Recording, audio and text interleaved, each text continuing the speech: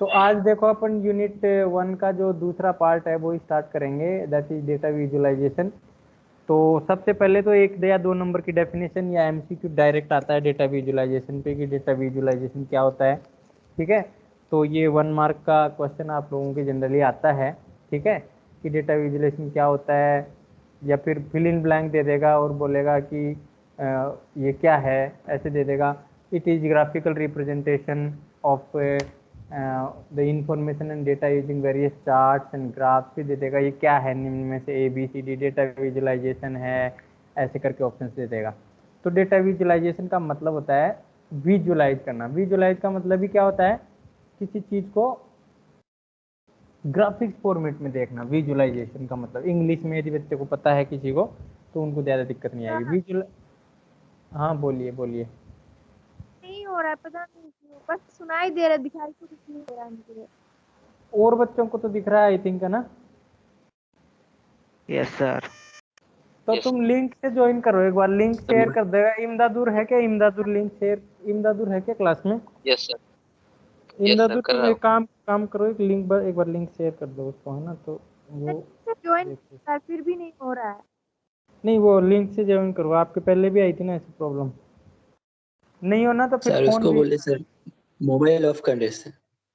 Mobile, हाँ restart कर ले एक बार, ये भी कर सकते हो। एक बार लिंक से ज्वाइन करके देखो आ जाएगा, नहीं तो फिर मोबाइल रीस्टार्ट कर लेना एक बार, है ना? कई बार प्रॉब्लम हो जाती है, हो जाएगा। तो ये डेटा विजुअलाइजेशन का मतलब होता है डेटा को विजुअलाइज करना, मतलब ग्राफिकल फॉर्मेट में देखना। ठीक है, तो उसको अपन डेटा विजुअलाइजेशन बोलते हैं मेनली। तो यदि आपको इतना सा याद है कि डेटा विजुअलाइजेशन मतलब visualising the data in graphical format, तो आप लोग आसानी से इसको क्या कर पाओगे, डिफाइन कर पाओगे। ठीक है, तो देखो छोटी सी डेफिनेशन है, it is a graphical representation और visual representation of the information and data using various chart, graph and map.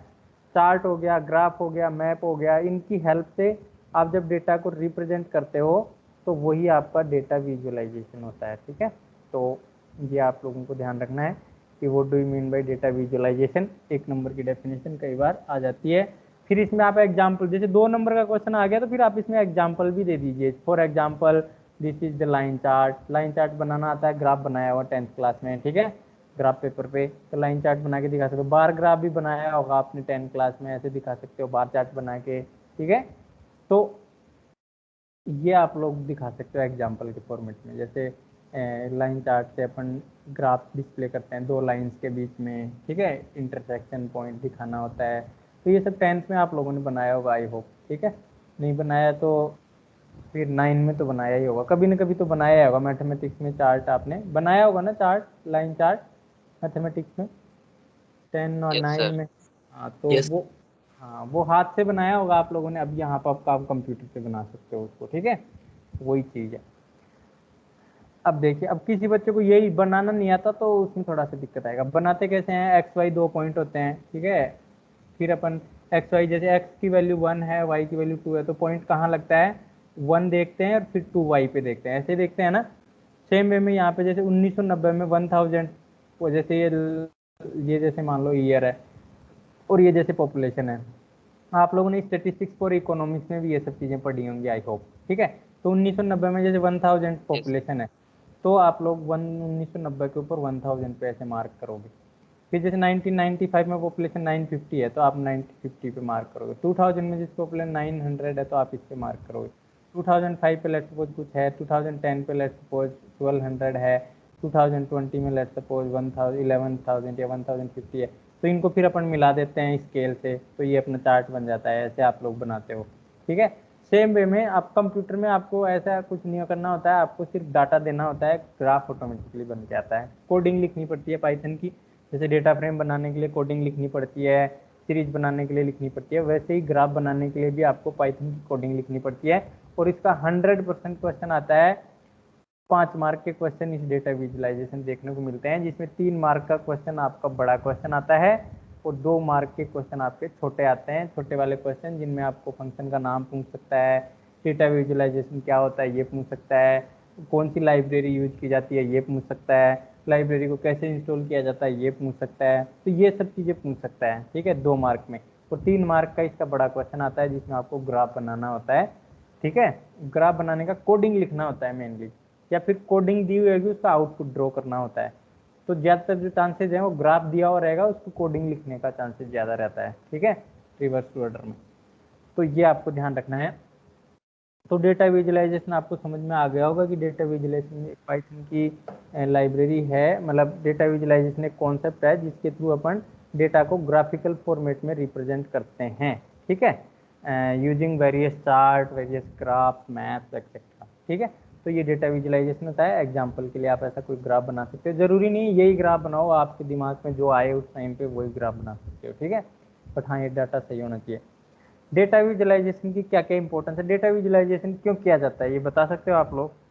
कोई बच्चा, डेटा विजुअलाइजेशन क्यों किया जाता है? आपने कभी देखा है रियल लाइफ में डेटा विजुअलाइजेशन? क्या एग्जांपल बताइए, कोई भी बच्चा बताए, कोई एग्जांपल बताइए रियल लाइफ में जहाँ पे आपने डेटा विजुअलाइजेशन देखा हो और उसका आपको फायदा मिला हो, या फिर क्या काम आता है, ऐसा कुछ आपने देखा हो, बताइए। कई प्रकार के ग्राफ बने हुए देखे हो कहीं पे, ठीक है, उनसे आपको फायदा मिला हो, क्या फायदा मिला हो, क्या आपको बेनिफिट मिला उस ग्राफ से, ऐसा कहीं देखा आपने? और उससे कंपेयर करते हैं ना सर। अच्छा, कंपेयर करते हैं, कहाँ देखा है आपने, कहाँ देखा है ग्राफ, देखा है कहाँ? तो 2011 था सर, पॉपुलेशन वाला देखा था। अच्छा, और कहीं, और कहीं देखा हो? बुक, बुक के अलावा बताओ। सर और बाद में सर शेयर मार्केट वाला इलेक्ट्रिक डिपार्टमेंट में सर, कहाँ पे? इलेक्ट्रिक डिपार्टमेंट में मतलब बिल देते हैं ना सर, उसमें भी होता है। हाँ, अच्छा उसमें भी होता है, ओके। और वो कहाँ जो देखा? शेयर मार्केट होता है ना सर, कहाँ पे? शेयर मार्केट का गिरा हाँ, गिरता शेयर है तो मार्केट नीचे वाला, जाता वेरी है। Good very good. और बताइए, और कोई बता, देखो शेयर मार्केट सही बताया, अबुल ने बताया एक बिल के ऊपर होता है, वो बिल के ऊपर वाले जो ग्राफ बना होता है अबुल, उसमें क्या दिखाता है वो? कभी देखा उस ग्राफ को, पढ़ा तुमने? सर पढ़ा नहीं है सर। हाँ, पढ़ना आपकी बार, उसमें क्या एक दिखाया हुआ बार है? देखा हाँ, ठीक सर, है। देखा सर और बताओ, हाँ शेयर बोलिए मार्केट तो। वाला देखा है सर। ओके, सर शेयर मेरा मार्केट। कुछ नहीं हो रहा है यहाँ पे। अब क्या बताएं, बताओ, इसमें फोन रीस्टार्ट कर लिया क्या? नहीं किया। फोन रीस्टार्ट करो तो फिर अब कोई चांस नहीं है, अब ऐसे तो अब मैं कैसे हेल्प करूँ यहाँ पे? आपको बस फ़ोन ही रीस्टार्ट करना पड़ेगा बेटा, है ना, एक बार कर लो, है ना, रीस्टार्ट कर लो एक बार फ़ोन को, नेट बंद करके रीस्टार्ट करके फिर से आओ, ज्वाइन करो, हो जाएगा।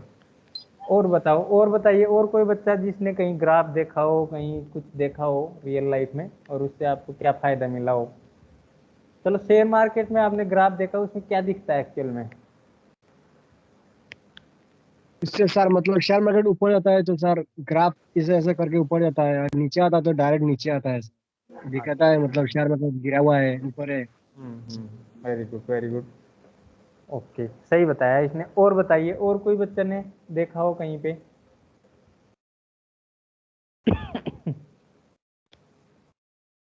चलो सर वेरी, कंपनीज में होता है कि कंपनी लॉस में चल रहा है या मतलब प्रॉफिट में। हाँ वहाँ भी होता है, वेरी गुड, सही बताया। तो आप लोगों को पता है थोड़ा ग्राफ कहाँ पे आता है, तो ग्राफ देखिए बहुत सारी जगह देखने को मिलते हैं आप लोगों को, न्यूज़पेपर में बहुत सारे ग्राफ देखने को मिलते हैं, डेली कोई ना कोई ग्राफ आता ही है न्यूज़पेपर में, ठीक है, जैसे पॉपुलेशन का ग्राफ आ गया, ठीक है, कभी कोई चीज़ को रिप्रेजेंट करना होता है, जैसे कोविड-19 के अंडर में, कोविड में आपने बहुत सारे ग्राफ देखे होंगे, कोविड के अंदर देखे हैं कि नहीं देखे? कोविड के अंदर भाई आज इतने केस बढ़ गए, कल इतने थे, ऐसे ग्राफ बने हुए देखे कि नहीं देखे, बोलिए? देखे ना आप लोगों ने, आज इतनी डेथ बढ़ गई, डेथ का ग्राफ देखा आपने, कल डेथ इतनी थी, फिर डेथ बढ़ गई, फिर डेथ गिर गई, देखा है कि नहीं देखा, बताइए किसी वेबसाइट पे कोविड के अंदर पेंडेमिक में ग्राफ, यस न्यूज़पेपर यस में देखे होंगे यस कई सर। जगह, है ना?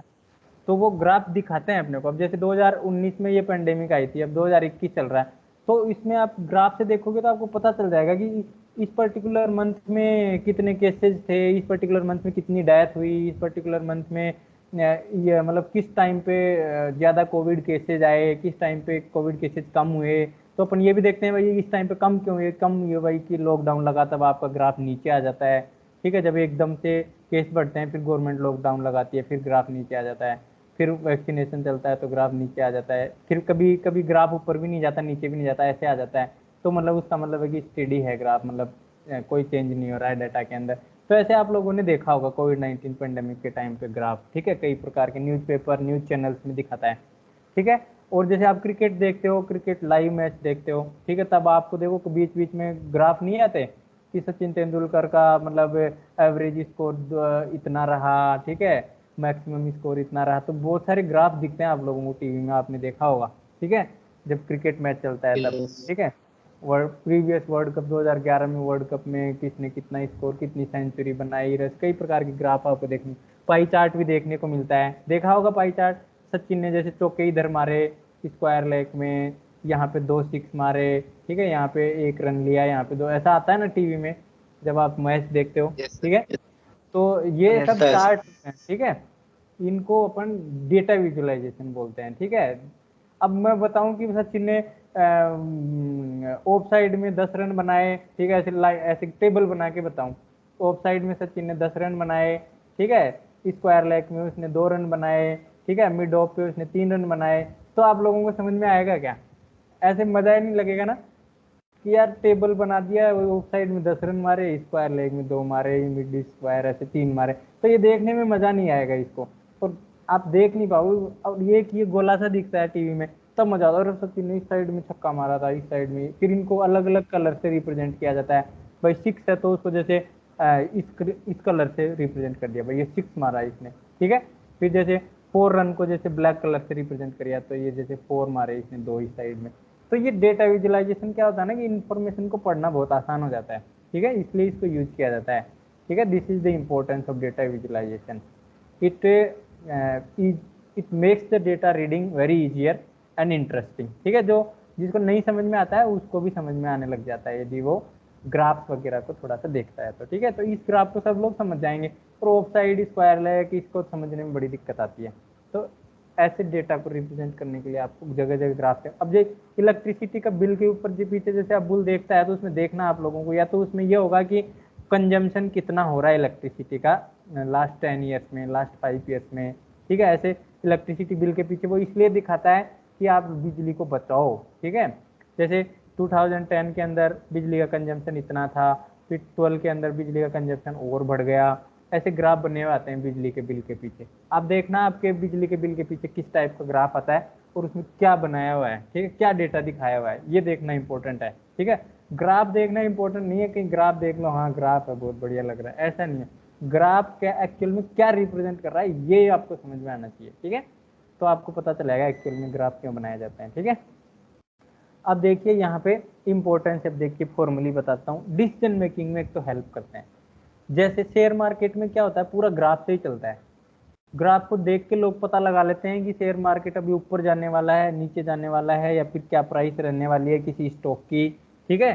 तो डेटा के ट्रेंड को दिखाता है और उससे अपन डिसीजन मेकिंग करने में आसानी रहती है, ठीक है। जैसे मैंने लास्ट 10 ईयर की पॉपुलेशन कलेक्ट किया, ठीक है, मैंने लेट सपोज अभी जैसे सीबीएसई का रिजल्ट निकाला, तो देखिए सीबीएसई का रिजल्ट निकाला, लेट सपोज सीबीएसई ने अभी क्लास 12 का, तो उसमें लास्ट 5 ईयर्स का परफॉर्मेंस देखा लेट सपोज बच्चे का, ठीक है। लास्ट 5 ईयर्स का परफॉर्मेंस देखा, तो हम लोगों ने जैसे ग्राफ बना के दिया सीबीएसई ने, भाई लास्ट 5 ईयर में इस 2000 लेट सपोज 17 में स्कूल का एवरेज 69 था, फिर 18 के अंदर लेट सपोज 79 था, फिर 2020 के अंदर लेट सपोज 76 था, फिर 2021 का बनाना है। तो अपन ने देखा कि लास्ट 3 ईयर्स में अपना कैसा रिजल्ट रह रहा है, उस हिसाब से फिर एवरेज निकाल के फिर अपन ने इस साल रिजल्ट बनाया। तो ये डेटा जो है विजुअलाइजेशन, ये अपनी हेल्प करता है डिसीजन मेकिंग के अंदर।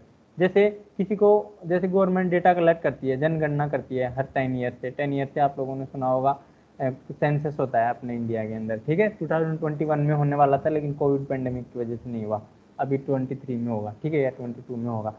तो सेंसस में क्या करते हैं, डेटा पूरा कलेक्ट किया जाता है, फिर गवर्नमेंट बताती है ना इस पर्टिकुलर आसाम के अंदर लिटरेसी रेट जैसे मान लो 70% है, फिर उसमें बताती है मेल की लिटरेसी रेट लेट सपोज 69 है, फीमेल की लिटरेसी रेट लगभग 70 है, ऐसे बताती है कि नहीं बताते सेंसस करने के बाद में। फिर आप लोग याद भी करते हो जीके में कि आसाम की लिटरेसी रेट कितनी है, इंडिया की लिटरेसी रेट कितनी है। तो ये डाटा होता है, उसको विजुलाइज करने में या फिर उसको डिसीजन मेकिंग में पॉलिसी, ये डेटा का क्या इंपॉर्टेंस है, पॉलिसी मेकिंग में हेल्प करता है। जैसे लिटरेसी रेट फीमेल की ज़्यादा कम है, तो फिर गवर्नमेंट नेक्स्ट 5 ईयर्स में क्या करेगी, फीमेल्स के एजुकेशन को प्रमोट करेगी, फीमेल्स को फ्री एजुकेशन देगी, फीमेल को फ्री में बुक देगी, ऐसा करेगी। ठीक है, तो ये डेटा देख के अपन डिसीजन लेते हैं, इसलिए ये इंपॉर्टेंट होता है। समझ में आई बात। ये डेटा के अंदर हिडन पैटर्न्स को दिखाता है। हिडन पैटर्न कैसे दिखाता है कि जैसे ये पॉपुलेशन, रियर पॉपुलेशन का ग्राफ लेट सपोज, तो इसमें जैसे हिडन पैटर्न क्या है कि भाई 2002 से 20 के बीच में एक ऐसा टाइम आया 10 ईयर्स का जिसमें जो पॉपुलेशन वो हमेशा बढ़ी है, कम नहीं हुई कभी भी। इस ग्राफ को देख के पता चल रहा है आपको। ठीक है, ऐसे ये डाटा मतलब 100-200 साल का होता है, तो ऐसे टेबल को देखने से पता नहीं चलता। टेबल को देखने में बहुत ज्यादा दिमाग लगाना पड़ता है, कब कम हुआ कब ज्यादा हुआ। अभी ग्राफ होता है लाइन ग्राफ, तो सिंपली पता चल रहा है जब लाइन ऊपर जा रही है मतलब बढ़ रही है, लाइन नीचे जा रही है मतलब घट रही है। ठीक है, तो अब इससे ये पता चल सकता है कि आपसे कोई पूछे कि भैया कौन से ईयर के बीच में पॉपुलेशन बढ़ी, तो आप बता सकते हो 2010 से लेके 2000 से लेके 2010 के बीच में पॉपुलेशन हमेशा बढ़ी, बता सकते हो ना आसानी से। तो ये डेटा के अंदर जो हिडन पैटर्न्स हैं उनको अनविल मतलब हाईलाइट करता है।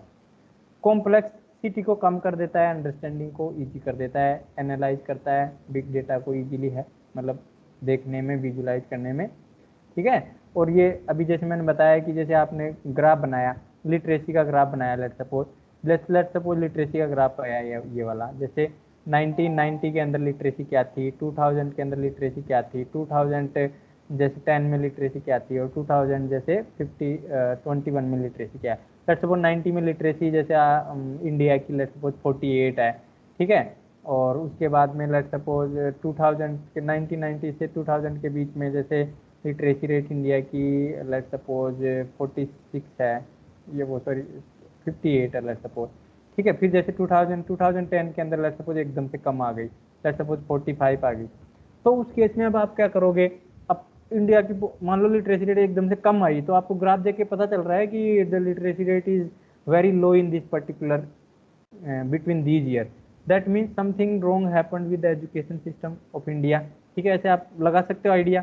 तो फिर आपको क्या करना पड़ेगा, गवर्नमेंट क्या बनाएगी, पॉलिसी बनाएगी, भाई इतना एकदम से लिटरेसी रेट कम क्यों हुआ, इसका मतलब स्कूल में पढ़ाई नहीं हो रही है, स्कूल से लोग ड्रॉप आउट हो रहा है। ठीक है, ऐसा आप लोग आइडिया लगा सकते हो। फिर गवर्नमेंट उसके रीजन का पता लगाती है, फिर उसके ऊपर कौन से एरिया है जिन पे इम्प्रूवमेंट देना है, अटेंशन देना है, उसको वो पॉलिसी बना के कंट्रोल करती है। तो ऐसे हेल्प करता है वीक एरियाज को आइडेंटिफाई करने में, और उनको कैसे इम्प्रूव किया जाता है वो सब हेल्प उसको आइडेंटिफाई एंड हेल्प करने में। ठीक है, तो समझ में आया इंपॉर्टेंस ऑफ डेटा विजुअलाइजेशन। आपको यदि आइडिया है तो आप लोग कोई भी 2-3 पॉइंट याद रख सकते हो। इसमें कई बार आ जाता है write down the to importance of data visualisation, 2 mark का क्वेश्चन, तो आप कोई भी 2 पॉइंट याद रखिए आसानी से, तो आप बता सकते हो। समझ में आई बात आप लोगों को, डेटा विजुअलाइजेशन क्यों जरूरी है, डेटा विजुअलाइजेशन क्या होता है, बोलिए। Yes sir. सबको समझ में आई है, एक बच्चे को आई है, बताइए। Yes sir. Okay, very good. और कौन कौन है क्लास में, मैं देखूं, देखे पता नहीं कितने बच्चे हैं। रसिया सिंगा को समझ में आ गया, रसिया को। Yes sir. Okay, very good. कौन साम जल्ली मिट्टी को आया कि नहीं आया, कौन साम जल्ली मिट्टी, के जेड मिट्टी है क्या क्लास में, जल्ली मिट्टी वही लड़का है ना, वो 10 ए या बी में था, कौन सा मेरे को याद है ये लड़का। ओके, कौन सा हम जल्दी मिट्टी आता नहीं है क्लास में, आया तो बोलता नहीं है। और कौन है, प्रियांशु को तो समझ में आ गया होगा। सम्राट को समझ में आ रहा है कि नहीं आ रहा, सम्राट दास है क्या, सम्राट दास। Yes sir. आ रहा है समझ में। Yes sir. Yes Sudeep sir. Das, okay very good. Sudeep Das को आ रहा है क्या, एस डी बर्मन है कि नहीं है यहाँ क्लास में, पता नहीं, लगा के बैठा है कि नहीं। ओके, और कौन बच्चा है, जडेजा रियांग को समझ में आ रहा है। Yes sir. Okay, very good. Alamgir तो होगा, आलमगीर तो एक्टिव रहता है। आलमगीर अमीन है क्लास में। ओके, इमदादुर को भी समझ में आ रहा होगा I hope. Imdadur Rahman, yes sir. Okay, चलो बाकी बच्चों को जिनका नाम नहीं पूछा कोई बात नहीं, उनको भी नहीं आ रहा हो तो बताना, क्योंकि मैं बीच बीच में ऐसे देखता रहता हूँ। ठीक है, अभी देखिए, अब डेटा विजुअलाइजेशन करने के लिए आप लोगों को मैटप्लॉटलिब लाइब्रेरी का यूज करना पड़ता है। ठीक है, जैसे पांडाज लाइब्रेरी का यूज करते थे अपन डेटा फ्रेम और सीरीज बनाने के लिए, है ना, पांडाज लाइब्रेरी का यूज करते थे, वैसे ही डेटा विजुअलाइजेशन को यूज करने के लिए आपको मैटप्लॉटलिब लाइब्रेरी का यूज करना होता है। वाइवा में भी ये बहुत बार क्वेश्चन पूछा जाता है, तो आप लोग वाइवा की तैयारी में इसको ध्यान रखें। ठीक है, वाइवा में आप लोगों को प्रैक्टिकल होता है, मैटप्लॉटलिब लाइब्रेरी से पांडाज के प्रैक्टिकल होते हैं, तो इन लाइब्रेरी के नाम पूछते हैं वाइवा में कि भैया आपने पाइथन प्रैक्टिकल किया, बताइए कौन सी लाइब्रेरी यूज की। तो कई बच्चे ऐसे होते हैं जिनको लाइब्रेरी का नाम ही नहीं पता होता है, तो फिर वो मुश्किल हो जाता है थोड़ा सा। ठीक है, तो इसलिए अब आपने प्रैक्टिकल किया तो लाइब्रेरी का नाम तो पता होना चाहिए ना। Without library name how can you perform practical. तो library name is a very important thing, and viva में हमेशा पूछा जाता है, थ्योरी में भी पूछा जाता है कई बार, ऑप्शनल्स में, एमसीक्यूज में, तो आप इसको ध्यान रखें। ठीक है, मैटप्लॉटलिब लाइब्रेरी का यूज किया जाता है डेटा विजुअलाइजेशन के लिए। ठीक है, तो ये कई बार ये भी पूछ लेता है, right a short note in matplotlib library, तो देखिए ये 3 लाइन लिखनी है फिर। The matplotlib is A Python library, जैसे पांडाज एक पाइथन लाइब्रेरी थी, वैसे ही मैटप्लॉटलिब भी एक पाइथन की लाइब्रेरी होती है दैट प्रोवाइड मैनी इंटरफेसेज और functionally for 2D graphics, 2D graphics draw करने के लिए फंक्शनैलिटी प्रोवाइड करवाती है। ठीक है, it in short we can call Matplotlib is a highly qualified plotting library of Python. जितनी भी प्लॉटिंग होती है पाइथन के अंदर वो मैटप्लॉटलिब लाइब्रेरी से ही होती है। ठीक है, प्लॉटिंग का मतलब ग्राफ ड्रॉ करना, पाई चार्ट बनाना, बार ग्राफ बनाना, हिस्टोग्राम बनाना। ठीक है, जितने भी स्टेटिस्टिक्स और इकोनॉमिक्स में आपने ग्राफ पढ़े होंगे वो सारे ग्राफ आप बना सकते हो यूजिंग पाइप्लॉट या फिर मैटप्लॉटलिब लाइब्रेरी। ठीक है, मैटप्लॉटलिब लाइब्रेरी के अंदर एक इंटरफेस होता है पाइप्लॉट, इसमें डिफरेंस कई बार पूछता है वाइवा में भी और जनरली बोर्ड एग्जाम में भी, कि मैटप्लॉटलिब में और पाइप्लॉट में क्या डिफरेंस है। मैटप्लॉटलिब, ठीक है, और पाइप्लॉट में क्या डिफरेंस है। देखिए, मैटप्लॉटलिब एक पाइथन की लाइब्रेरी है, ये ध्यान रखना, दिस इज अ लाइब्रेरी। अब जैसे आपके स्कूल की लाइब्रेरी है, उस लाइब्रेरी के अंदर कई सारी बुक्स होती हैं ना, रैक बनी होती हैं, एक रैक में बिजनेस स्टडी की बुक हैं, एक रैक में साइंस की हैं, एक रैक के अंदर कंप्यूटर की हैं, एक रैक में सोशल साइंस की हैं, ऐसे रैक्स बनी रहती हैं लाइब्रेरी में, आपने देखा होगा। वैसे जैसे मैटप्लॉटलिब तो एक लाइब्रेरी है बड़ी, उसके अंदर पाइप्लॉट एक इंटरफेस है। पाइप्लॉट जैसे एक रैक हो गया इस तरीके से मान लीजिए, उस वो क्या करता है, आपकी 2D ग्राफिक्स ड्रॉ करने के काम आता है। ठीक है, तो मैटप्लॉटलिब लाइब्रेरी में बहुत सारे इंटरफेसेस होते हैं, उनमें से एक इंटरफेस है पाइप्लॉट, जो आपके क्लास 12 के सिलेबस में है, यही अपन पढ़ेंगे। लेकिन इनमें डिफरेंस पता होना चाहिए, मैटप्लॉटलिब लाइब्रेरी बड़ी है, ऐसे तो समझ सकते हो। वेन डायग्राम समझ में आता है आप लोगों को, वेन डायग्राम समझ में आता है। वेन डायग्राम ऐसे आप लोगों ने यूनिवर्सिटी का एग्जाम दिया होगा तो आप लोगों को वेन डायग्राम देखने को मिले होंगे, ऐसे होता है ना, जैसे फ्लाई, फिर उसमें बर्ड्स होते हैं। ठीक है, फिर ऐसे कुछ हो गया, जैसे कुछ भी मान लीजिए। ठीक है, ऐसे होते हैं, रीजनिंग के क्वेश्चन आते हैं, उसमें वेन डायग्राम बने होते हैं, जानते हो वेन डायग्राम ऐसे बने हुए देखे होंगे ना, मैमल्स। Yes sir. हाँ, तो ऐसे ही वेन डायग्राम में मैं आपको समझाऊं तो इस तरीके से आप समझ सकते हो इसको। सब ऊपर आती है मैटप्लॉटलिब लाइब्रेरी। ठीक है, ये मैटप्लॉटलिब लाइब्रेरी का गोला है, उसके अंदर होगा पाइप्लॉट का गोला। इसका मतलब क्या है, pyplot is part of matplotlib library, ऐसे आप समझ सकते हो। ठीक है, ह्यूमन बीइंग जैसे किसका पार्ट है, एनिमल्स। एनिमल्स एक बड़ा गोले में आएगा, फिर इसके अंदर ह्यूमन बीइंग भी आएगा। ठीक है, ह्यूमन बीइंग एक एनिमल है वैसे, और अदर एनिमल्स भी एनिमल का पार्ट ही होते हैं। ठीक है, बर्ड्स भी एनिमल का पार्ट होते हैं। इस तरह के गोले आपने देखे होंगे यूनिवर्सिटी एग्जाम में। ठीक है, 9 और 6 में। ठीक है, तो इस तरीके से आप समझ सकते हो कि मैटप्लॉटलिब लाइब्रेरी बड़ा गोला है और पाइप्लॉट छोटा गोला है, तो आपको कंफ्यूजन नहीं होगा कभी भी।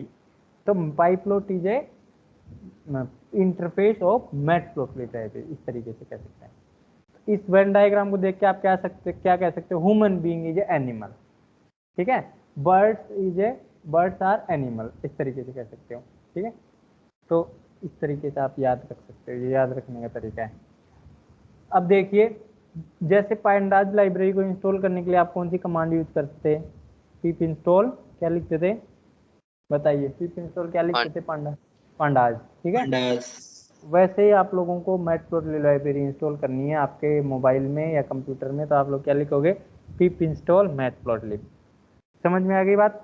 पिप इंस्टॉल मैटप्लोटलिब लिखोगे तो आपकी मैटप्लोटलिब लाइब्रेरी आपके कंप्यूटर में या मोबाइल में इंस्टॉल हो जाएगी। बिफोर दैट यदि आपने मैटप्लोटलिब लाइब्रेरी इंस्टॉल नहीं की और पाइपलोट के प्रोग्राम रन करने की कोशिश करोगे तो एरर आएगी डायरेक्टली। तो आपको ये पहले इंस्टॉल करना है, उसके बाद में आपको पाइपलोट के प्रोग्राम लिखने हैं। तो ये कमांड आप डायरेक्टली याद रखना, वाइवा में भी पूछी जाती है और कई बार बोर्ड एग्जाम में भी 1 मार्क की पूछ ली जाती है, तो आप इसको याद रखना, ठीक है। बोर्ड एग्जाम में कैसे क्वेश्चन आते हैं वो मैं दिखाऊंगा, तब पता चलेगा। अब पाइपलोट का इंट्रोडक्शन बताते हैं। अभी पाइपलोट क्या है? पाइपलोट कोई पूछे आप लोगों से तो क्या बताओगे? It is A part of matplotlib library. मैंने बताया ये गोले वाला याद रखना, मैटप्लोटलिब बड़ा गोला है और छोटा गोला है पाइपलोट का, मतलब पाइपलोट मैटप्लोटलिब लाइब्रेरी के अंदर ही है, ऐसे मान लेना। इसका मतलब ये वेन डायग्राम इसलिए बताया था याद रखने के लिए।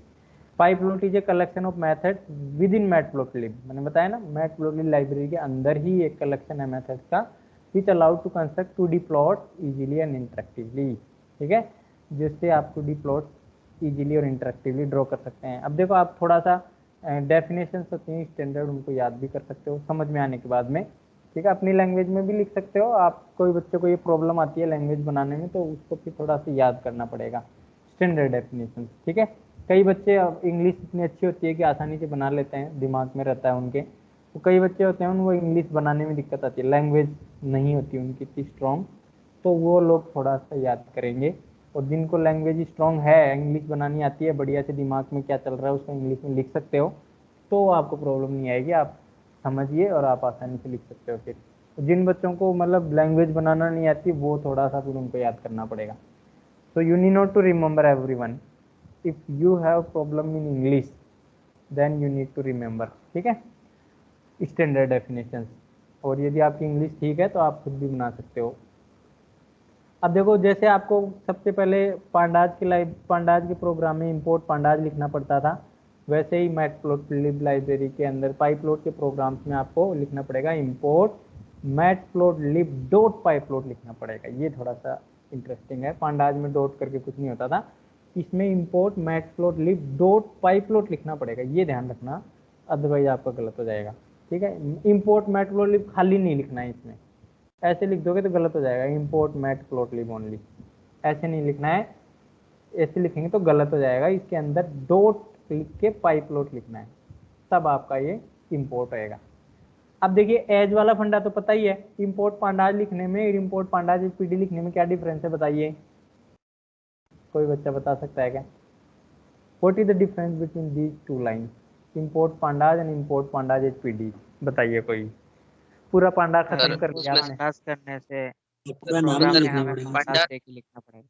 पंडास के जगह पर हम लोग पीडी लिख सकते हैं सर, हाँ क्योंकि उसको सर एलियास करके हम लोगों ने इंपोर्ट किया सर, एलियास हाँ, very good import very pandas good, P D. बहुत सही आंसर दिया है इसने, जिसे प्रियांशु ने दिया है, किसने इमदादुल ने दिया, जिसने प्रियांशु ने दिया था, right? Imdadul sir. Okay Imdadur, okay very good. तो इमदादुर ने सही आंसर दिया है, अब्बुल ने भी सही बताया था और भी बच्चों ने सही बताया है, वेरी गुड। लेकिन इमदादुर ने एकदम क्लियर बताया है, this is how you need to prepare, ठीक है। इस तरीके से आपको प्रिपेयर करना है कि आप बोलते ही आंसर आपके दिमाग में आना चाहिए स्टार्ट से, ठीक है, एकदम बढ़िया। तो वेरी गुड, और भी बच्चे इस तरीके से थोड़ा प्रिपेयर करें। देखिए इंपोर्ट पांडाज लिखने से ओनली आपको जैसे डेटा फ्रेम बनाना तो पांडाज डॉट डेटा फ्रेम लिखना पड़ेगा आपको, ठीक है, एलियासिंग नहीं होगी उसमें।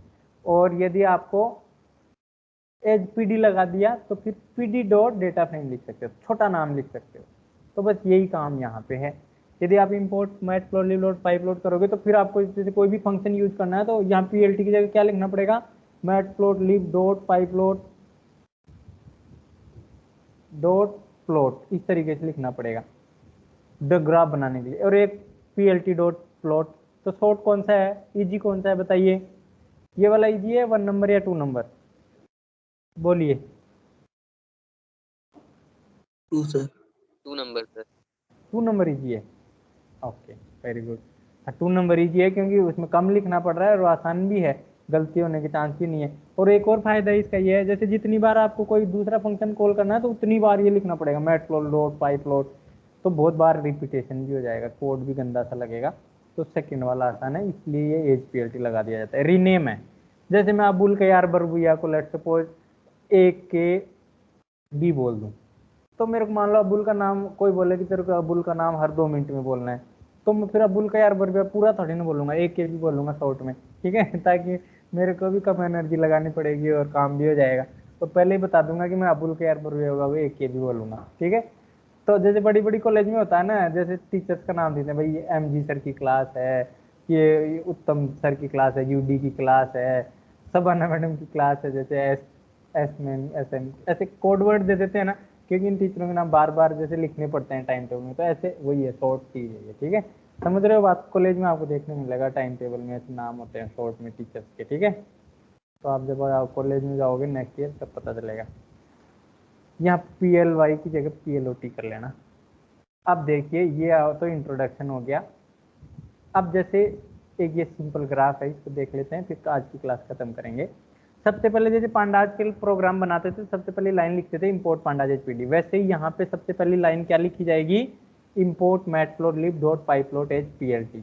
ध्यान रखना, this is the very necessary line for making program of pyplot, ठीक है। फिर आपको जैसे X और Y के अंदर ग्राफ बनाना है तो इस तरीके से डाटा देना पड़ता है, जैसे आपको सीरीज और डाटा फ्रेम बनाने के लिए डेटा पास करना पड़ता है ना। तो अब ग्राफ में 2 एक्सिस होती हैं, आप लोगों को पता है 2D ग्राफ में कितनी एक्सिस होती हैं, 2 एक्सिस होती हैं, मैथ्स जिसकी अच्छी है वो उनको पता होगा। एक X एक्सिस होती है और एक Y एक्सिस होती है, पता है ना, ये सभी बच्चों को पता है ना, ग्राफ में 2 एक्सिस होती हैं, X axis Y axis. Yes sir. हाँ यस ये सर। पता है, हाँ वेरी गुड, ये पता होना चाहिए, नहीं पता है तो पता कर लेना, ठीक है, जिस बच्चे को नहीं पता है तो, क्योंकि ये तो फिर मेरे को जिसको नहीं पता है वो थोड़ा सा प्रॉब्लम आएगी, ठीक है। X और Y, तो X पे जो डाटा है वो लिखते हैं X एक्सिस में, और Y पे जो डाटा है Y लेवल पे वो लिखते हैं Y के अंदर लिस्ट बना के, ठीक है, ये लिस्ट है पाइथन के अंदर। तो ये 2 वेरिएबल बनाने होते हैं, X एक्सिस Y एक्सिस पे क्या है। फिर आप जैसे लाइन ग्राफ बनाना तो जो PLT डॉट प्लॉट लिख देते हैं, प्लॉट XY लिखेंगे तो X और Y के बीच में लाइन बन जाएगी। जैसे 0 के ऊपर कितनी वैल्यू है 0, तो यहाँ पे पॉइंट बनेगा। 1 के ऊपर कितनी वैल्यू है, जैसे 0.7, तो 1 के ऊपर 0.7 का पॉइंट बन जाएगा। जैसे 3 के ऊपर जैसे 0 पे 0.7 का बनेगा, 1 पे 0.5 का बनेगा, 1 पे 0.5 का बन गया, 3 पे 0.45